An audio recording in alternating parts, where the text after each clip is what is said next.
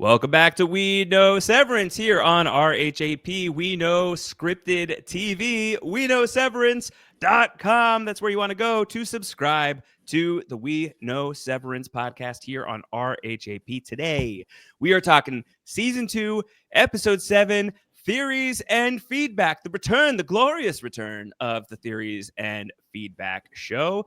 And here to chew through all of it, and boy, do we have a lot.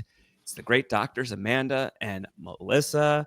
We got to go down to that testing floor, Melly Dubs. We got to go check in on our girl Gemma. Yeah, we're gonna, go to the dentist. We're gonna do Christmas every day. We're gonna do, who knows, I'll fly in an airplane. All sorts of scary things in the land of 2025. Dr. Amanda, you just flew on an airplane. Was it as turbulent as it was for Gemma? Well, it wasn't quite that turbulent, but we did have a medical emergency on the airplane, and I was someone call on you because you're a doctor? And did you say I'm a doctor? We had the "is there a doctor on the flight" moment, and I sat there and I was like, oh no, I hope it's not me. I hope I'm not the most doctory doctor on this flight. And luckily, I was not. There was a very, very talented emergency room physician, and there was also a great spinal surgeon. They both leapt into action. It was like, I felt like I was watching The Pit. It was like very dramatic. Yeah, but the kind of thing that all said, maybe you'd want to be severed for this kind of flight when there's a medical emergency happening 2 rows ahead of you. I was going to say that. I think severance on a flight, yeah, that sounds okay. Just force my innie to live on a plane for all of time. Yeah. This is why when I book airplane tickets, as annoyed as I am by the need to give myself any sort of title, I do miss Melissa Woodward, because I don't want them coming and be like, oh, you're a doctor. And I'll be like, do you want to show me pictures of your brain? I can talk about the parts of your brain. Is that helpful in this scenario? Yeah. Not that kind of doctor. But I do think that this idea of is a flight something that you might want to sever yourself for does give us a hint about some of the things that Lumon might have going on. And we're going to have a lot to talk about in this theories and feedback episode regarding what do we think is happening on the testing floor and what might be the applications of this technology. Yes, absolutely. So we're going to get into all of it. You have submitted your theories and feedback to our hotline, Severance, RHAP at gmail.com. That's Severance, RHAP at gmail.com. Our inbox is loaded with handwritten thank you notes. It's just an unbelievable amount of people who no one wrote anything by hand. Everybody seems to have typed or speech to texted. Though I do want to give a shout out to my friend Kara. Kara, who is Kara, are you listening to the podcast right now? Kara, who told me may have a parasocial relationship with the podcast. Told me that she loves writing handwritten notes. Something I didn't know about Kara. So apologies to anybody else who we may have insulted about the kind of mind that goes behind writing nonstop handwritten notes. I'm so sorry. I'm so sorry. Well, Kara may be writing these notes with her dominant hand, which leads me to some speculation that I've seen on the internet and a great preoccupation of our dear friend Colin Stone, who I choose to predominantly communicate with via this podcast. Which hand does Gemma write with has been a topic of discussion. Josh, did we get any comments about this? We certainly did. I want to give a shout to Rachel, who wrote in and said, "Hi, guys. Just a quick note from a lefty who always notices handedness in TV and movies. Gemma is right-handed, as seen when she's filling out the form at the fertility clinic flashback. So I think they were forcing her to not only write thank you notes, which she hates, but also forcing her to use her non-dominant hand. The cruelty is the point." Rachel adds, "I don't think she switched hands after her right gave out, because after she leaves the room, she says her hand hurts, not hands plural. So seems like as if Lumon couldn't be evil enough, they are forcing innies to write handwritten notes with their non-dominant hands. This is cruel and unusual behavior. Yeah. Is it woeful, malicious behavior? Yeah, Melissa, you noticed that the integrity of Gemma's handwriting looked like it had deteriorated. Like, was this something neurological? Was it just like the fatigue of having written so many of these notes? Or was she writing, in fact, with her non-dominant hand? I know that internet sleuths have gone back through all of the tape and have identified, even in pictures and flashbacks, like which hand is Gemma holding the garden spade? Which hand does Miss Casey use to light the candle or take this note? And while I have not looked at each one of these scenes carefully, it seems like there's evidence that Gemma may be ambidextrous to some extent. I don't know if Deacon Lockman as an actor is ambidextrous, but it seems like it is either intentional that, we wanted to see in this Christmas room that she's being forced to write with her non-dominant hand, or that innies and outies can have different handedness, or perhaps another possibility is that Gemma herself was ambidextrous, and as Lumon has been collecting so much information about Gemma, as we know, from the blood drive to the fertility clinic to any other medical encounters she might have had in Keir, did they know about her ambidextrousness? And is this a characteristic that made her particularly attractive as a testing floor subject? Because Melissa, I'll allow you to take this question. What are some interesting neurological characteristics of people who are ambidextrous? I actually don't know that I know much about like ambidexterity in particular. I know that so the motor, like the parts of your brain that sort of control fine motor, tend to be bigger on the opposite side than your handedness, right? So if you're right-handed, the left-hand side of your brain, which is the side that controls your right-hand side of your body, which might seem weird, but it is sort of, it crosses over like that. So then the left side is like a little bit bigger because you're using it much more frequently. You're much more kind of agile with it than the other side. So my educated assumption would be that ambidextrous brains would be more even. But yeah, I don't know. Amanda, do you know more? Yeah, I mean, some of it is just similar to what we know about left-handedness in general, or not having a left dominant brain structure the way that most of us do. But individuals who are ambidextrous tend to have a more symmetrical brain structure. They tend to have more connectivity in the corpus callosum, the bundle of fibers that connects your left and your right hemispheres. They have less lateralized brain functions in general. So functions that tend to be very strongly located on one or the other hemisphere will be distributed more in individuals who are ambidextrous. And then there's like some suggestion that this leads to better creativity and problem solving skills, and maybe some higher prevalence of neurodivergent traits. So again, just sort of in general, like maybe there was something about Gemma's specialness. This is something I want to explore in the theory and feedback show that could be somewhat related to the way her brain is organized, which we see in her ambidextrous ability to use both hands. How would they be able to determine that ahead of time, that she's ambidextrous? Like if that was something that they were not Mark Scout, but scouting as part of the whatever happened to bring Gemma to the testing floor, right? How would they even know that necessarily about her? I guess from having like watched her use different hands for different things. It is like there's different degrees of ambidexterity too, right? Like it's not everybody is like 50-50 completely, but lots of people will be like, oh, I do these things with my left hand, I do these things kick with a my right hand. ball with my left foot, I throw a baseball with my right. It's funny because it actually for my graduate work, one of the questionnaires that our like clinical trial subjects had to fill out was a handedness survey. And it's like, I believe it's like 10 questions. And it's basically like, oh, what hand do you use for this?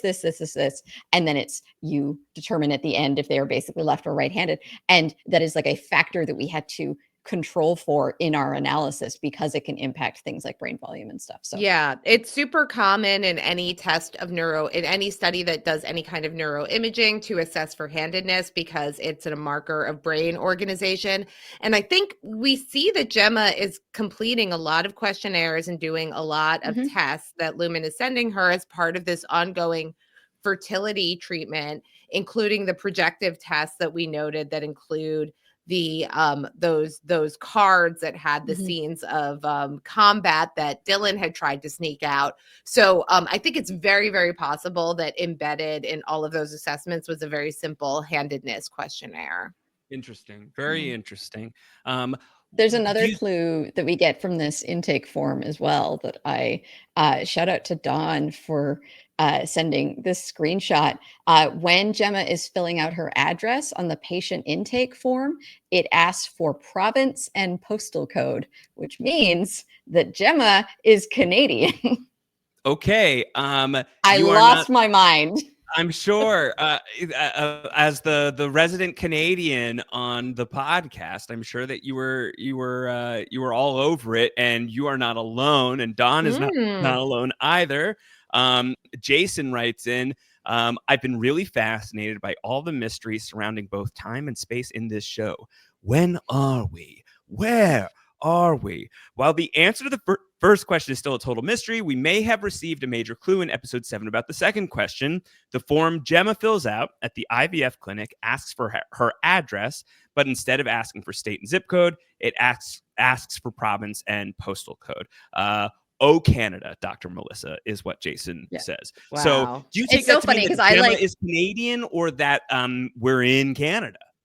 Yeah, so it's very possible that but I don't, it's weird to me that you would be American going to a fertility clinic in Canada unless we are in some sort of Handmaid's Tale type situation, which maybe we are, and that is just like a whole other level of it. Us. Yes.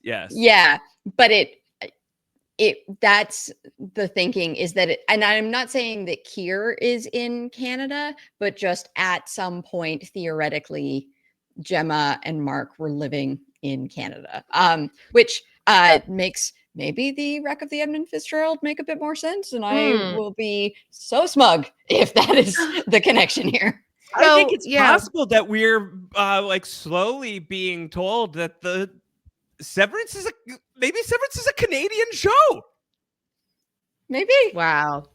For far too long has Canada posed as the United States in production, in filming. It is about time that we started filming in the state of New York to represent Canada. I think it is only fair. Are we innie or outie? Which side of the border are we on? Yeah, there's been a lot of speculation about where this is taking place. I've seen like a growing kind of consensus among the fandom that we might be somewhere in the Midwest. I've seen speculation that Keir PE, this could be PE could stand for peninsula, and maybe the Upper Peninsula has kind of become its own. Maybe we're neither in the US or in Canada, but we're in a secret third place, which is Keir, which is somewhere in this Lumon Keir kind of owned area that's between the US and Canada, somewhere on the Great Lakes. We get a lot of Great Lakes imagery in the show. So yeah, very interesting. Very interesting. We got some feedback that just came in straight as we were talking. This is an active situation that we live in here, folks, on the We Know Severance podcast. Wow. We just got some feedback from Nicole. Nicole, who has talk about like events are occurring in real time, 24 style. Nicole has just finished watching episode 7 and has immediately written into us. And this is not the only I'm scanning it right now. I will not read the whole thing because it's a long email. But this is not the only person who has written in with some questions about how did Gemma wind up in Lumon's hands? We don't get a clear answer to that in this episode.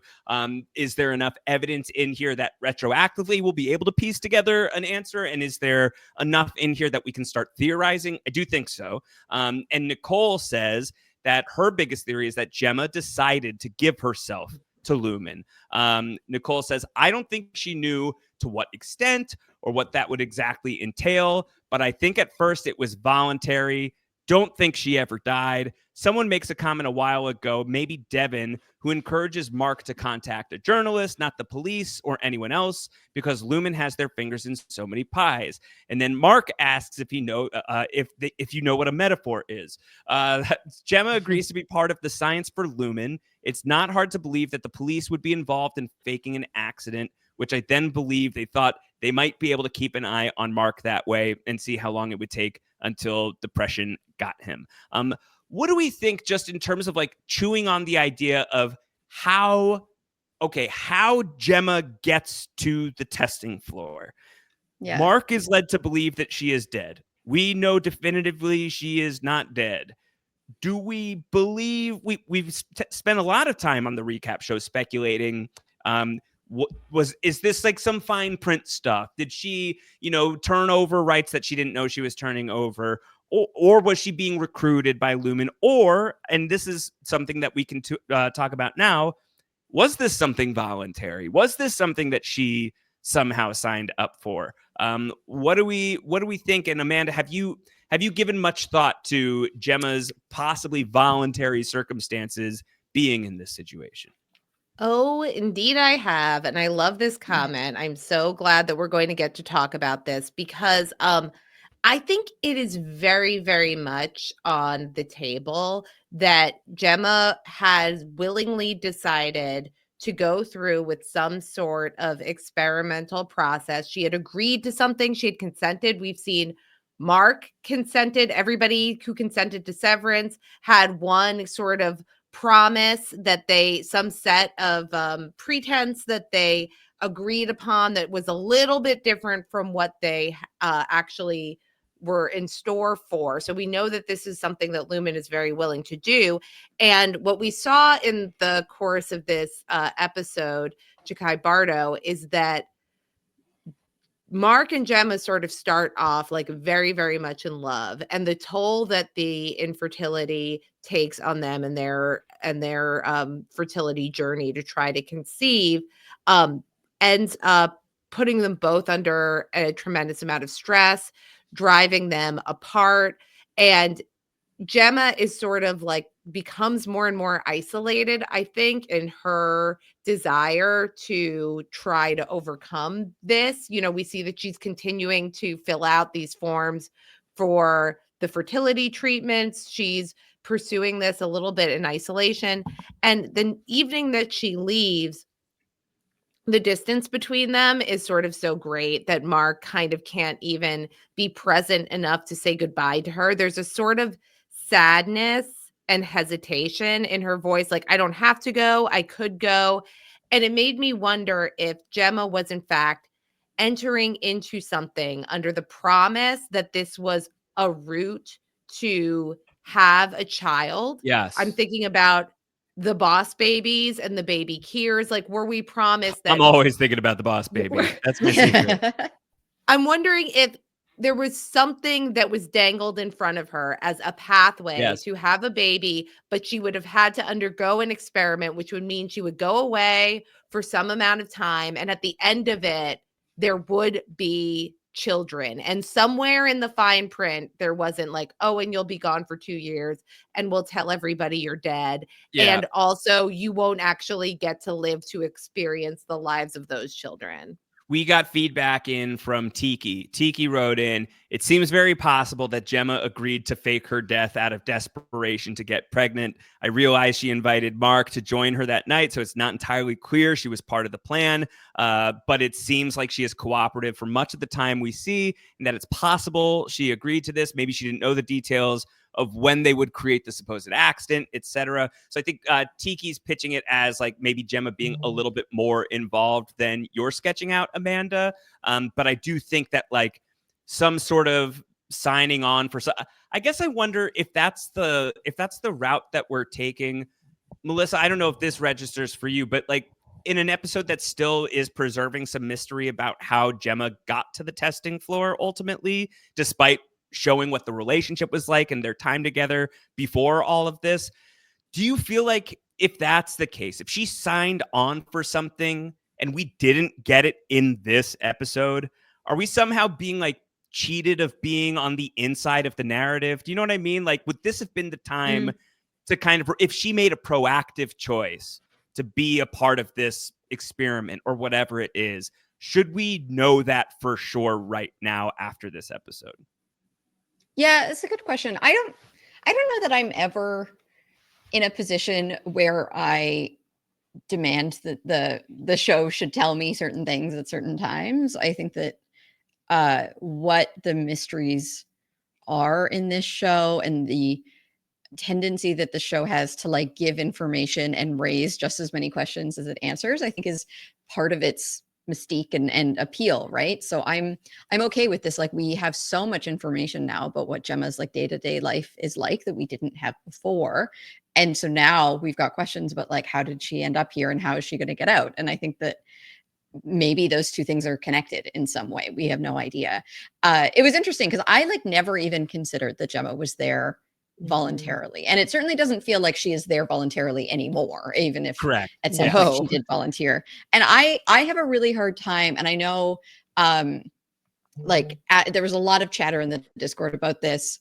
I know Adam was talking about like having a really hard time with the idea that Gemma would be a sympathetic character if she was complicit in her faking of her own death and like putting Mark through all of that in order to have a child. That, like, the fact that she wanted to do this and couldn't talk to him about it and is like presumably doing it with his DNA against his consent. Like, I don't know what, there's just a lot of different like icky potential here that I hadn't even really considered. And maybe it's fine. And maybe Gemma isn't a very nice person. Like, I don't know, but that certainly wasn't the impression that I got from that episode.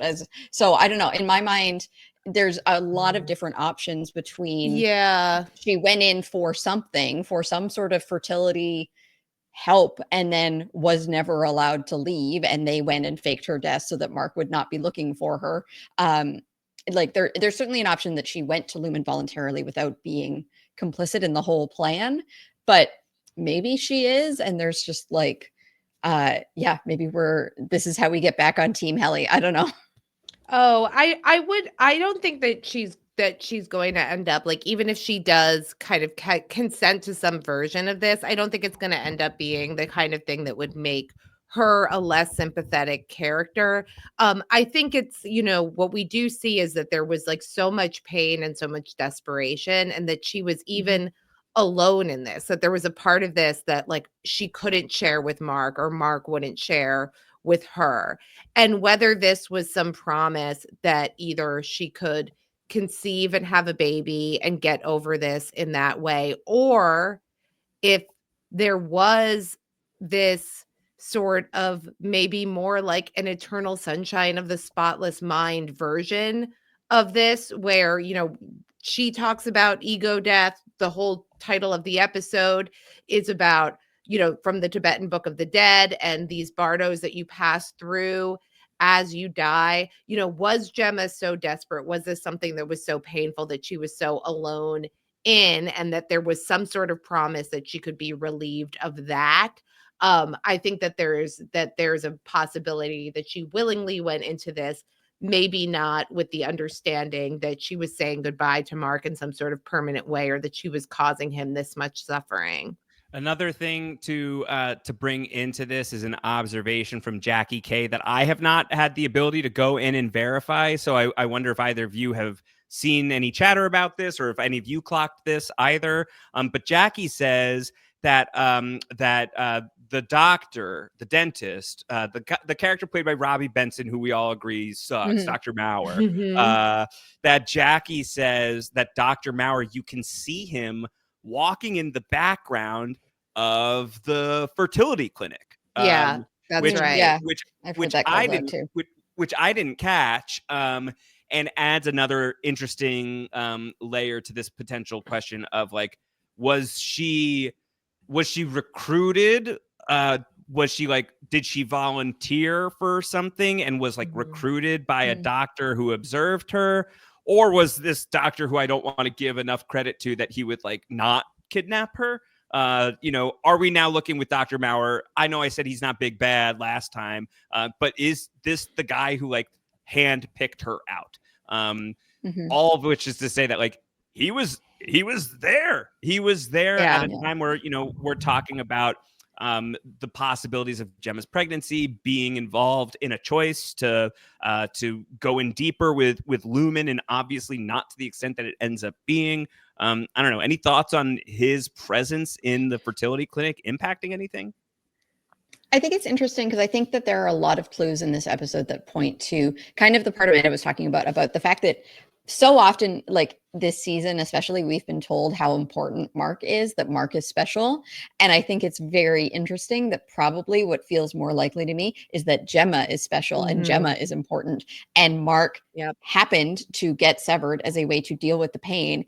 And then they were like, oh, wow, you're actually really good at refining this data because you knew her. And so I think that Mark here is an accident. And I think that, I would not be surprised if basically it's sort of like, and I don't know that it's that Gemma is necessarily uniquely special, but that she sort of fell down this like cult-like rabbit hole, right? Where there was maybe some promises made to her. There was some hope kind of given out to her that she sort of kept going. And maybe, maybe not everybody at the fertility clinic fills out the things that they're sent or whatever, right? And Gemma kept doing that and kept having, and so she gets kind of drawn in that way and so maybe it's not even that like Gemma and who she is, but it's that she went along with this to a point that other people didn't. Yeah. I've seen some speculation that perhaps Dr. Maurer is also the funny little man with the mustache. Yes. Are you reading my emails, Dr. Amanda? Micah wrote in with that exact thing. Micah said, in trying to get my wife to watch the show, we sat down and watched season 1, episode 1 yesterday. And one interesting thing I noticed was Devin describes the therapist Mark was seeing as a quote unquote weird guy with the mustache. This got me thinking, is Dr. Maurer the weird guy with the mustache? And I feel like after this episode, that so fully tracks. It totally fully tracks, especially like if Miss Casey's therapy at all is built around like Dr. Maurer's own weird twisted version of therapy. This is fascinating to me that something like that could have been seeded so long ago. Yeah. Well, let's use that as a segue into somebody else that I think we have to revisit and recontextualize, knowing now what we know about Lumon. And is Mark's love interest from season 1 also a Lumon plant? Remember, lovely Shmamexa, our trying not to trigger your phones, folks. No, we know her name, Alexa. Yep.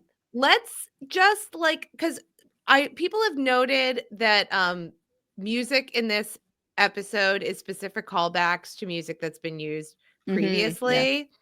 Like I'll be seeing you in all the familiar places, which plays for the first time in it diegetically in our watching of the show when Mark is on his date with Shmamexa in the Shmamexican restaurant. No, I don't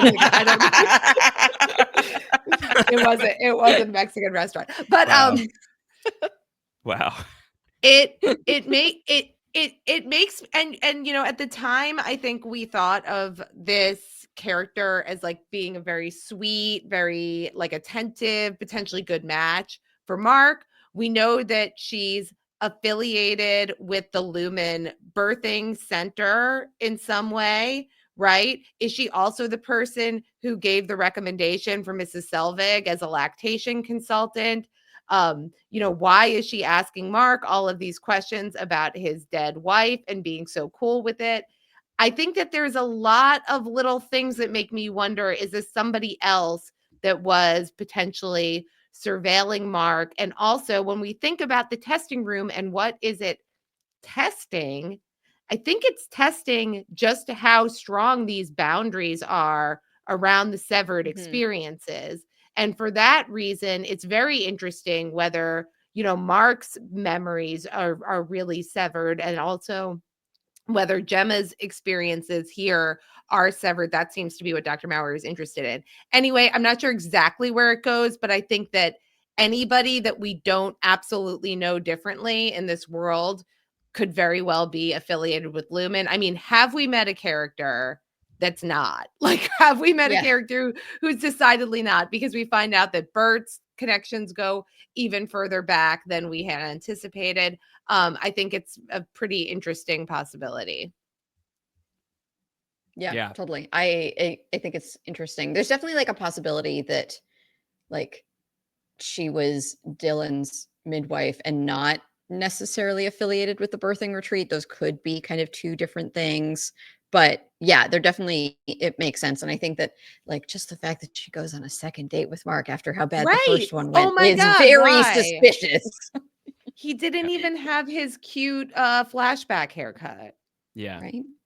There was a lot of Reddit posts just thirsting over Adam Scott. Yeah. It's so funny because Ben Stiller talks about Adam Scott's hair on the podcast constantly. Which is He's obsessed. Ben Stiller is obsessed with hair. He even asked Christopher Walken if hair is important, and Christopher Walken said yes, hair is important. Of course. Yeah. Yeah, of course it is. I thought the Severance greater internet community was really on one this whole past week in some of the thirst trappy ways that you're observing, Amanda, but also just like picking up on things that the show has done and now again is sort of recontextualized, brought into a different light based on the events of this episode. And you mentioned the music cue, the "I'll be seeing you." That also plays in, I believe it's episode 7 of season 1 when we get the Gemma reveal. Because it's when he's like taping together her photo. That he rips the photo apart into a bunch of tiny little pieces. He regrets it. He picks them all back up and he tapes them back together. And what does this episode teach us if not that Gemma has been severed into tiny little pieces, and can they be stitched whole together again? So a lot of really smart observations about that I saw online this week that I hadn't caught myself, and I just think is another testament to that was a good that to me is like a good indicator of, for whatever else they may not have planned, that this piece of it feels like it was baked in at least as early as that reveal in season 1. Totally. Yeah. I very much feel that this show has known where it was going and has known that it is going here. And I think that this episode actually got me like fully back on board with the show in a very big way, because I don't want to say that the show lost me at all, but I think that season 2 has felt, in terms of delivering each distinct episode. You've had issues, for sure. I've had some issues, but I think that like this is showing me that like, even if you can nitpick, like, did this episode really fulfill the promise of what I wanted in a Severance episode? This installment shows me that the show is very clearly heading towards something in a very thoughtful, deliberate way that makes me feel much more satisfied with things that were not entirely working for me in previous episodes. What's fascinating about that is I got the complete and utter opposite reaction from my father. My father texts me every Friday after he watches Severance, and he said, "Well, that was dreadful. It's lost its way." Wow. That's what he said. Why is your dad Catherine? It's I do an unfortunately spot on impression of my father. I then said, "Oh no, I really liked it. Why didn't you?" And then he called me, and I explained to him what happened in the episode, and he said, oh wait, that makes more sense. So he was confused. He was confused by, and I think Mhm. some people were confused by like the way that this shook out Mhm. narratively. That this is Sure. a bit more of Well, a he loves Kelly, so this had no he loves, Kelly in it. yeah, my father famously a huge fan of Kelly R. So you know, we Uh-huh. should really take Mhm. his word as gospel. Um, Mhm. that being said, I do think that, you know, this episode itself concocted on a testing floor of sorts, right? Mhm. Like this is an experimental episode for sure. So I think like the narrative choices that were made here, some of the stylistic choices, the structural choices might not work for everybody. A lot of the Mhm. people I know in my life who are big Sev heads, as I like to say, loved this one. My dad is the Yeah. exception as far as I've been able to gather in my my research. So in Yeah. my data collection, it's my Mm. dada who Oh. is unhappy with this one. Uh-huh. We got some Um, good feedback in about what's going to happen with Gemma getting out of here, / if she mhm. can. A bunch of people who had Yeah. written in. Mhm. Dwayne, who wrote in and talked about how we observed it's Miss Casey when she gets up to the severance floor. When she gets out, though, she only makes it to the severance floor. She doesn't get outside of it. We don't know which version exists in the testing floor generally. It seems to be Gemma Scout. Each room of the testing floor seems to have its own version of Gemma. Severed has Miss Casey. What does the outside world have? Mhm. So I think that that Totally. is a very fair question of like, I don't have the email right in front of me, but another person was asking, like, basically, what needs to happen to get Miss Casey to the elevator? Because if we get Miss Casey Yeah. to the elevator and send her up, does that solve this problem? Does she just Yeah. become Gemma again? And I don't Because know. I think yeah. it does depend on like, is that prime Gemma on the Yeah. severed on the Yeah. testing floor even? So I don't Because know. that I think does potentially get around this whole idea of like, was she there voluntarily or not? Whatever is if there was like basically if she consented to some sort of like initial medical procedure that then resulted in a version of her that was like fairly similar to herself, but who sort of forgot some aspect of like how she ended up there that was, you know, told some story that that was why she was down there. Um, and then was like further severed into all these different ways. Like maybe there is a thing where like for a while, because this is part of my issue is like, why is Gemma going along with all of this on the floor? Why is she going into all of these rooms? What does she think is happening? Um, and so it's like clearly she wants to try to get out. We speculated it might not be the first time that that has Yeah. happened, but she's still like walking down these hallways and going into these rooms, right? So like, is it just that putting up a fight has resulted in her getting nowhere, and so she's, you know, hoping that by completing whatever this is, they will let her out? Or is there like that's the main question that I have for me is like, what does Gemma think is happening? But I do wonder Mhm. if there is maybe this is not quite real Gemma, and this is a version of her that just like it, I don't know, forgets some part of it or has been told something is happening that isn't what's actually happening. Yeah, yeah. Dwayne, I'm very concerned about whether and how Gemma would get out of all of this as well. There has been like some speculation that what the refining process is doing is actually like deleting Gemma's consciousness, Mm, that she's being you know, kind of, we know that there's a blank slate protocol, for example. That's one of the things that we see in the security room where we find out about the OTC. So is she going through some process that when she's completed with the process, she will have undergone an ego death, a loss of the self? Um, I I'm not a expert in Buddhism or the Tibetan Book of the Dead, but I've heard some discussion about these stages of bardo, under which like an individual starts to proceed through these different bardos, which are the kind of like the things that you need to deal with before you die. And you can get stuck in one of these bardos if you don't sort of resolve these tensions that you haven't, that are left unresolved at the time of your death.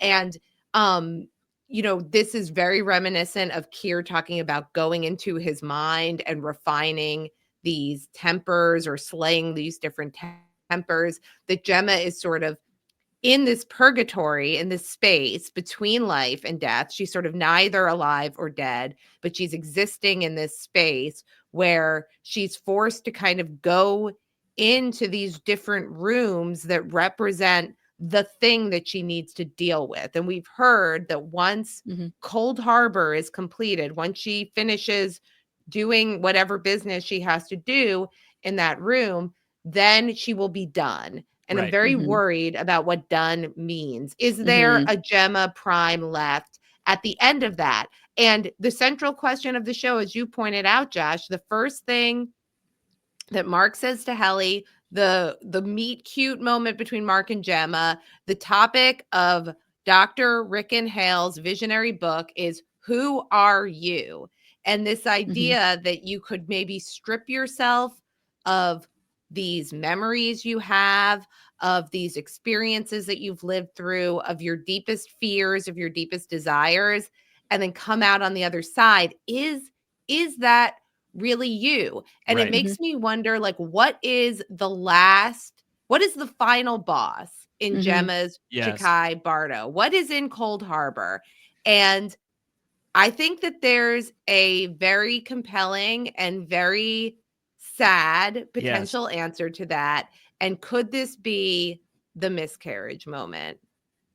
Oh, wow. I had not considered that. No. A bunch of people emailing, and I saw this all over the Severance Reddit as well, thinking Dominique from Canada, potentially where Severance takes place, had asked if Cold Harbor will be where Gemma is to experience a super scary death, and innie testing is then deemed complete and ready to roll out. And other people who are basically theorizing now that Cold Harbor is like the final door, and the reason she hasn't experienced it yet is that this is the experience that you presumably only experienced the once. But as for this being connected to the miscarriage, I hadn't considered that, Amanda. I hadn't thought about that at all. Yeah, so it's interesting. So I noticed in the opening credits a couple weeks ago that the scene where Mark is like on the ice floes and he like gets picked up by the balloon, there is like a car in the background, which made me think of Gemma's car accident. So I wondered if like the Cold Harbor was somehow the like reliving of the drowning. And that's why like at the beginning of this episode, she's asked about like a mudslide and the drowning. But I actually think that I really am intrigued by what Amanda is saying and the potential. It makes me think of all of the talk of the revolving. And if you are deleting a person in order to potentially implant a new one, could that be what happens in Cold Harbor? And so Mark's preparation of the file is the like final because like it's the order of things doesn't make a lot of sense to me, right? Like it would make sense to me if she was going in these rooms, the file data was available and the refiners like refined that data, right? But Jenna hasn't been in Cold Harbor yet. And so whatever is going to happen in Cold Harbor, Mark is like setting up for her and is preparing for her. And so and just that was my thinking of like, is this going to be the revolving and some like consciousness of Keir Egan is going to be implanted into Gemma? Yeah. Well, it's interesting because we know that Mark has been on some measure of a reintegration journey, which itself potentially means the death of both innie and outie Mark, right? Like and the creation of someone new, or at least somebody who is not entirely those two individuals anymore. And he's struggling, right? Like it's like they say, like he's stuck at 96% or something like that. And so just like the struggle and like the acceptance of death, while his outie is no longer accepting that Gemma is dead, and he is having trouble completing this specific project, while he himself, it's not just Gemma who's whose final steps may be looming here at Lumon, as Cold Harbor is the final room for her to enter, but that it's Mark who's also stuck in a bardo of sorts. So I just think that the way that these two characters, their respective, I hate to even call it work, despite it being mysterious and important, it doesn't feel like it feels like it's really diminishing what's happening to these characters. That it kind of feels like they're both sort of two sides of a very similar coin right now. One of those coins has two sides to it, and the other side of the coin has like 100 sides to the coin. Yeah, I did a little bit of like light research into like Jungian psychology and the notion of ego death and sort of where this idea comes from, because it seems to be really important in both the illusion of the Chikai Bardo in the title of the episode, but also, Gemma mentions this. And I think that this is kind of very consistent with what some of Kier's teachings that we are familiar with would allude to. And, the idea here is that to achieve this sort of transformation of the psyche, you have to, undergo this ego death or psychic death, which is, the notion in Buddhism and Jungian psychology, which implies a shift back to the existential position of the natural self. So this is like the innie heli that we love is like the natural self, the unencumbered, the adorable, confident Dylan is like the Dylan, the natural self version of him, and the version on the outside that's been sort of worn down by life and disappointment. So these natural selves live the true purpose of life, and healing and improving global quality of life is connected to this unpleasant experience of undergoing this. And Jung said that there needed to be this unification of the archetypal opposites to reach this transcendence. And Jung's terms were a more inclusive and synthetic consciousness. So there is this idea of sort of stripping ourselves of everything, the prison of the self, right, Josh, from White Lotus. We have to strip ourselves of all of this. But also this involves a kind of reintegration. We have to pull together these opposites that we hold and integrate them to become our inclusive, synthetic us.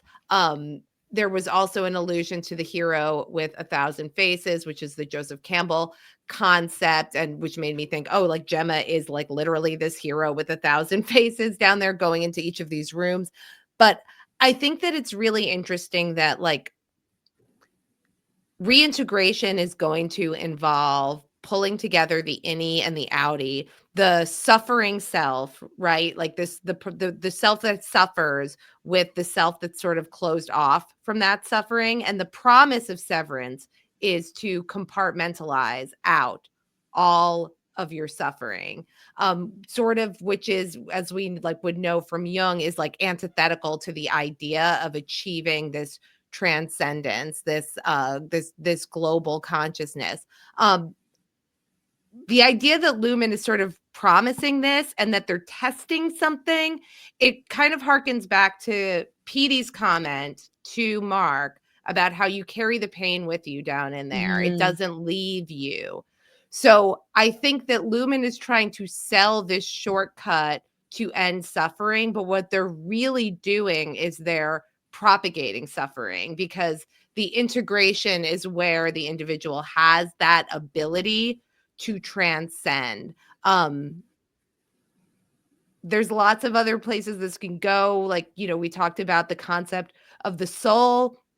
Bert and Fields were very concerned about, okay, well, we can have one soul go to heaven, one soul, even if one soul is going to be doomed to hell. Josh, you'll know that your buddy Damon Lindelof has weighed in on this, and he said he believes only one soul. Innies do not get another soul. You get one body, one soul. He thinks that this is a cheat. He doesn't believe it. Even if you don't remember it, you're still a bastard and you're going to hell. Wow. Yeah. It's funny. I mean, that makes me feel good about some people, for sure. Yeah. There's also been behind the curtain, looked up the book that Gemma is reading, The Death of Yes. Ivan Ilyich. Yes. And it sort of relates to a lot of this, right? So the story depicts death as an enemy, which leads us to deceive ourselves, robs us of the meaning of life, and puts us in solitary confinement. The psychologist Mark Freeman wrote, Tolstoy's book is about many things: the tyranny of bourgeoisie niceties, the terrible weak spots of the human heart, the primacy and elision of death. But more than anything, I would offer, it is about the consequences of living without meaning, that is, without a true and abiding connection to one's life. Indeed, the mundane portrayal of Ivan's life, coupled with the dramatization of his long and grueling battle with death, seems to directly reflect Tolstoy's theory about moral living. So yeah, anyway, this like death as an enemy, suffering as an enemy, leading us to, in trying to avoid suffering, we end up in solitary confinement, robbed of our meaning with life, deceiving others. Like I was like, Right. this is all feels very on point. We're trapped in a purgatory, right? Like if we don't deal with our shit, if you try to avoid your shit, you're trapped and your shit is still there. Yes, as somebody who is like has like a deeply avoidant personality, and like that like has like stemmed that has like come out in me in like some ways that have been very self-destructive recently too. Like I just like I can't deal with that. I cannot imagine, I can't fathom putting my head around that right now. I'm just not going to look at that, or I'm going to go deep down this dark hole over here so I can't be exposed to that thing. Just like diving into that. You can't run away from this stuff. It's here. You're going to have to resolve these things in life, let alone in whatever bardo we are so fortunate to be able to exercise these things through in a final stage. And I think that that's very much on the mind of this show. This show has a lot to say about these people in power who think that they can buy and like science magic their way out of feeling bad about their mommy or whatever it is, right? And I think like we've seen enough. I've seen enough. Lumon sucks. They're bad. They are the bad people here. You know, I've seen enough, and they're the ones who are really pushing this as the answer to all of our woes. How that aligns alongside like reconciling the idea that like innie Mark and outie Mark are not exactly the same. Innie Dylan and outie Dylan are not exactly the same. These are people with different experiences. How do you resolve that? How do we solve that problem by the end of this show? I'm not necessarily imaginative enough to like really put myself there for like what's the good solution for this. Like I can see the hokey version, right? Where the hokey version is like some sort of like innie Dylan and outie Dylan high five each other, and then like suddenly we see it's just the one Dylan. Like, what is this going to look like? I mean, that's kind of fun, but it's also pretty hokey. But I think that some version of reintegration, maybe not the Dr. Ragabi version of this, but some version of reintegration seems to be the thing that Lumon is fighting against. So it's gotten very existential very quickly, and this has already been a very existential show in many ways, but I think like it's gotten like soul deep recently. Well, this is what's pulled me like deep back into it, because I think that this is really dealing with what I thought was the genius of the show. It's like taking a very simple concept that's going to be very appealing to people. Like, what if I could just shut off and do my work and then shut back on when I was done? And this is really taking that notion, and Dan Erickson is being very clever in feeling out all the implications of that to its logical conclusion about what does this mean for the soul? What does it mean for the mind? What does it mean for the body, philosophically, spiritually, going down, deep down into all of those roads. And then also, pulling from, the Tibetan Book of the Dead and Tolstoy and like all of these amazing sources, like, Lutheran theology, to kind of meditate on what this would do to our society in a way that I think is very recognizable and informative.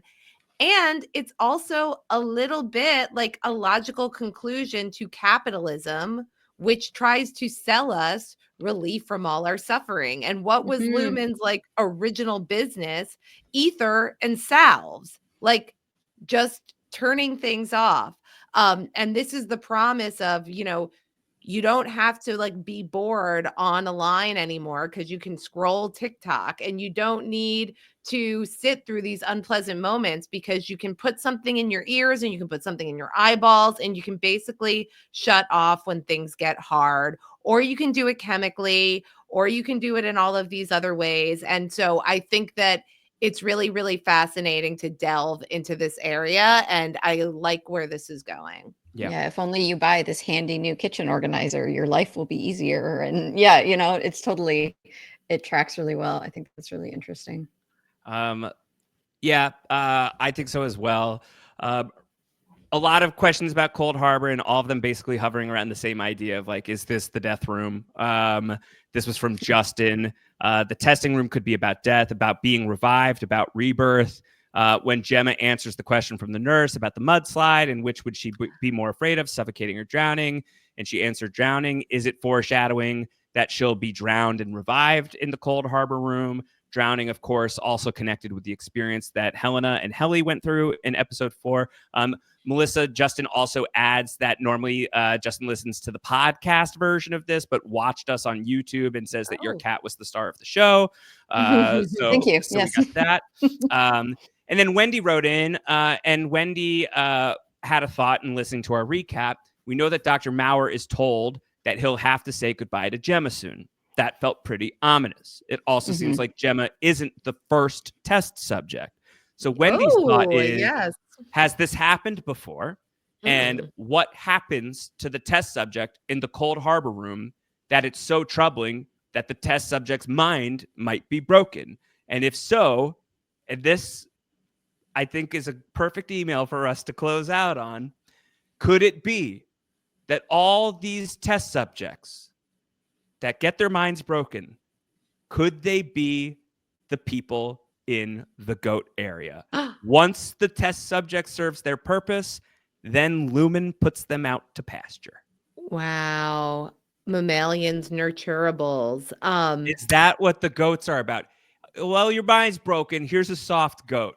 Yeah, here's like just a thing to do with the rest of your in days. perpetuity. Those people did seem pretty broken. That is an interesting thought. I think we do have to entertain the idea that somebody who might have been on the testing floor before Gemma could have been Irving. I think that that's in play. We know that he worked at Lumon for a while, but he was only on the severed floor for a certain period of time. He is released out into the wild and can have a dog and all of that. So I'm not convinced it's Irving, but I think that it's definitely, one of the options on the table, that it could have been Irving on the testing floor before Gemma. I also feel very remiss in not having called out that the nurse who works on the testing floor is played by the great Sandra Bernhard. I'm sorry for not catching that. I hadn't checked in with her in a matter of years, and I didn't recognize her originally, but great, very, very funny comedian. Not very funny as this character. No, she's mean. A little bit of a monster. Either of you have anything else you want to talk about from this episode? I promised to explain the notion of the digital twin, and I don't want to leave people hanging because I think it's potentially applicable. It's a term that I've used a few times recently in the age of big data and big data in health technologies. So a digital twin is a virtual representation of a physical object, system, or process that is continuously updated with real-time data. So it acts as a digital model to mirror behavior, performance, and conditions of its real world counterpart. So you might have a digital twin that is reading your Fitbit data and modeling you as an organism, as a health system, and then using those data to create a model that they can then use to make predictions about what if this person exercised twice as long, or what if this person slept less. And so they're using this technology right now to model actual systems behavior Yeah. of people.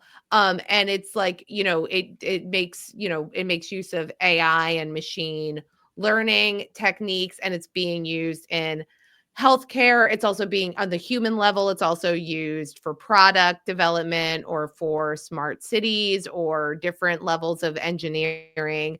But there are digital models of human organs or entire patients that are helping to develop these personalized treatments. So I think that the idea that Gemma could be refined to create a very, very sophisticated digital twin of a Gemma. So instead of maybe like a person clone, a like model, and then could that digital twin be that sort of consciousness that could then be implanted into another human host? Just thought it was a play. So an actual term that's used in healthcare and in health research right now.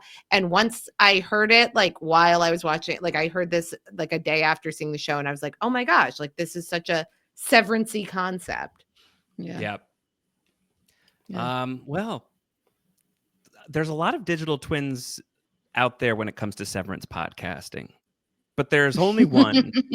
We Know Severance, and that is us. We Know Severance.com. Make sure you head there, hit subscribe in all of the myriad ways that you can do so. Tell a friend, leave a rating, leave a review. You don't even have to be like Kara and sending us handwritten thank you notes in your reviews. You can type them out. But if you want to handwrite any thank you notes to Apple, I'm sure that can only help us. I don't have their mailing address in front of me, unfortunately. You'll have to do that research. Do the rating and review, and then write the handwritten note. Yes, Still put it in the Apple iTunes, Apple do that after the podcast thing. Yeah, iTunes is as retired as Gemma's going to be I'm after sorry. Cold Harbor. I know. No. Wait, no. Why am I dunking on Gemma? No, we love Gemma. Bad behavior over here. That's going to do it for us, though. We'll be back in a couple of days with our recap of episode 8. This was the penultimate, as we said. The anti-penultimate episode is on its way next. Make sure you get in any feedback, any theories you want. Severance, RHAP at gmail.com. Severance, RHAP at gmail.com. You can also hit us up on socials. I'm at Round Howard. Melissa, where can people find you? What you got going on? Melissa Woodward, 28 Whirlwind Pods. Adam and I just finished discussing season 2 of Veronica Mars with Kevin Mahadeo. It was a really great episode. We yelled at Kevin a lot. He yelled back. Great. It was a Must good time. listen. Yeah. And so now we're doing our sort of between season pods. So next up, we're going to watch Brick, which is a Todd the Librarian recommendation for like a noir detective story a la Veronica Mars. So we're going to check that out. Yeah. New season of Doctor Who is coming out in April. So we are wrapping up our coverage of series 7 and then going to be diving into that pretty quick, which is very awesome. Featuring Ncuti Gatwa. If you've watched Sex Education, absolutely killing it. A wonderful version of the Doctor that's been so fun. So we're talking about that. And then all the usual Smash, One Indescribable podcast, Gravity Falls, all that sort of stuff over on Whirlwind Pods. Awesome. Dr. Amanda, where do people find you? What's up in your neck of the woods? Well, you can find me on Blue Sky at Dr. Amanda R. You can also find the Crying Laughing podcast at Cry Laugh Pod, where we are currently checked into the White Lotus in Thailand, having a really good, if not very menacing time, talking about everything going on at that wacky hotel. So definitely check that out.